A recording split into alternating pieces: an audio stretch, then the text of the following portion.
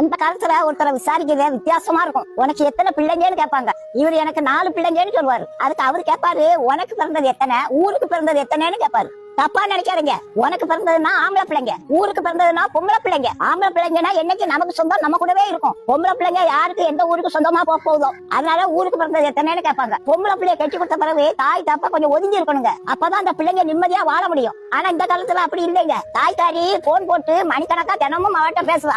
செல்லக்குட்டி உன் மாமியால பார்த்தாலே ராட்சசி மாதிரி இருக்கு, ஆரம்பத்திலேயே விட்டு கொடுத்துறாத, அவன் தலைக்கு மேல ஏறிடுவா. அவன் 1 கேட்டானா நீ 9 கேட்கணும். உன் நாத்தனார் ஒருத்தி வருவாளே, அவன் மூஞ்சி கூட பப்பாளி பழம் மாதிரி இருக்குமே, அவட்ட எச்சரிக்கையா இரு செல்லக்குட்டி. அப்ப அவன் புருஷன்கிட்ட சுட்ட கறந்துருவாமா.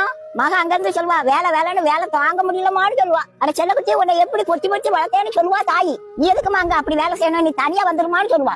சரி போன வை, எல்லாரும் தூங்கின பிறகு ராத்திரிக்கு போன் போடுன்னு சொல்லுவா தாய். ஆக மொத்தமே புருஷன் பொண்டாட்டி அன்பா இருக்கதா தாய் போன் போட்டே பிரிச்சிருவா. வாரத்துல 3 நாள் இவ தாய் வீட்டுக்கு போயிருவா. இந்த தாயால புருஷன் பொண்டாட்டி இருக்க உறவுலயே விரிசல் வந்துடும். பொண்ணை கட்டி கொடுத்த பிறகு தாய் தப்ப கொஞ்சம் ஒதுங்கி இருக்கணும். அப்பதான் அவங்களுக்குள்ள இருக்க அன்பு பலப்படும். நமக்கு எல்லாமே நம்ம புருஷன் தாங்க என்ன அவளுக்கு வரும். அதனால அவளுக்கு சகிப்பு தன்மை உருவாகும். புகுந்த வீட்டுல எவ்வளவு பிரச்சனை வந்தாலும் அட்ஜஸ்ட் பண்ணி வாழக்கூடிய தன்மை அவளுக்கு வந்துடும். புருஷனையும் பொண்டாட்டியும் பிரிக்க முடியாத அன்பு உருவாகும்.